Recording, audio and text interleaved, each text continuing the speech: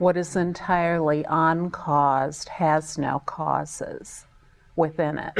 There have never been causes within it. It has never been made into existence. It has never been made into anything. So the only way to get familiar with it is to simply allow it to be, allow the natural ease of it to be, through just simply relaxing as that awareness that is the source of everything for short moments, repeated many times, until it becomes automatic. Now, most of us, we become accustomed, just because this is what we have learned from other people, to collapsing awareness into points of view.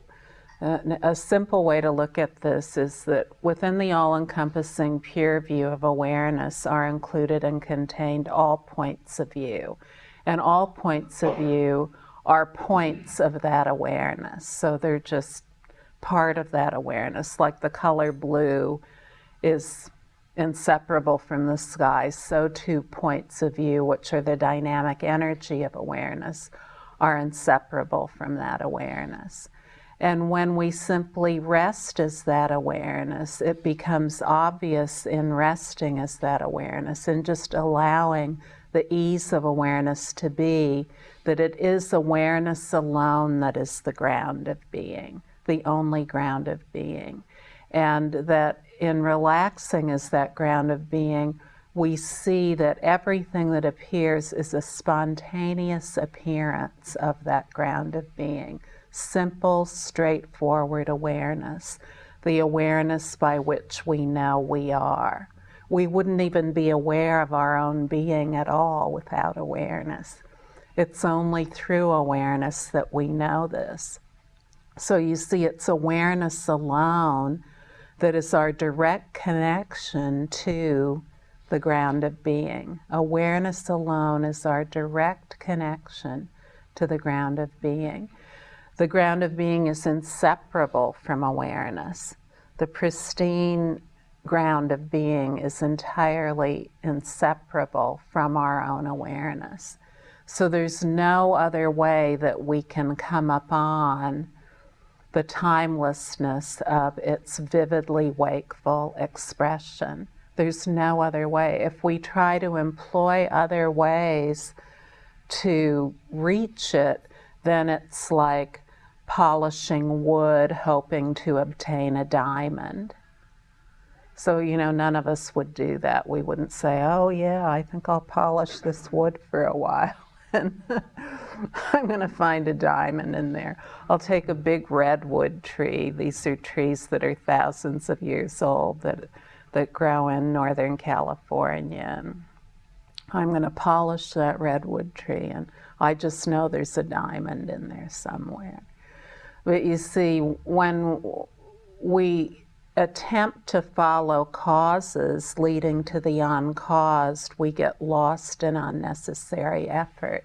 And really, if we examine any of these cause and effect programs that are supposed to lead to the fundamental nature of our being, if we really examine them with just elementary discernment by asking the question, does this lead to that? And how many people has this really led to that? Then we can see that very seldom is it the case. Very seldom is it the case. So in this way, we can say, well, what is it that I really want for myself? What is it that I really want? What do I want to discover about the fundamental nature of being? And what is the most likely way I can go about doing that?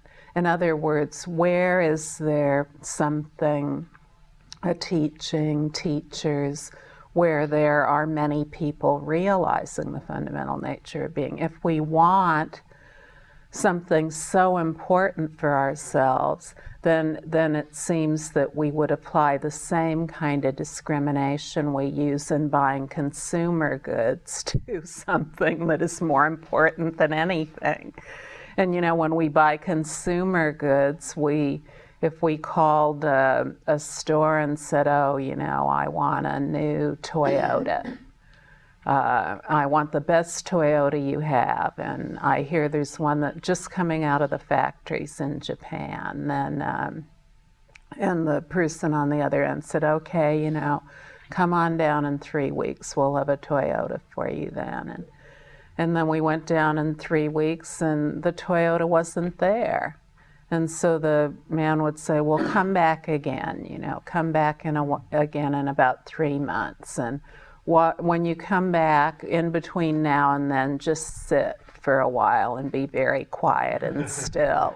And this is going to help the Toyota come about. So then we go back in 3 months and the Toyota still isn't there. Well, how many times would we return to that place? You know, we wouldn't do it. So it's important to use elementary discrimination and discernment. And to also realize that because the ground of being already is, it's directly accessible right now, right here. It's not a destination that's somewhere. If we think it's a destination that is somewhere, then we're saying that the fundamental ground of being exists elsewhere. And as we know, it doesn't. Everything is a single, non-dual expanse. So the fundamental ground of being is already accomplished. It's already present, but remains an abstraction. Fundamental ground of being, that's a total abstraction, unless we have a way we can directly experience it. And how do we directly and decisively experience it? Through our own awareness. Through resting as awareness for short moments, repeated many times, until it becomes obvious at all times. And we go about this in a totally uncontrived way. So we're not trying to maintain a long moment of awareness. Short moments means short moments that are completely uncontrived. In other words, not trying to extend a short moment into a long moment. In the beginning, to just rest as awareness for a short moment. Many times, the phrase many times means that we rely on short moments over and over again, many times. And as we do so, the short moment becomes naturally longer in an uncontrived way. So rather than trying to force a long moment, we rely on short moments, and these short moments are self-kept and lengthen in and of themselves. Our experience of them lengthens in and of itself. Awareness is self-kept, it's self-held. When we acknowledge it, it is self-held. We don't have to do anything to try to hold on to it, like we're hoarding a big bunch of awareness in our garage or attic. We're not accumulating anything, we're simply acknowledging what we already are.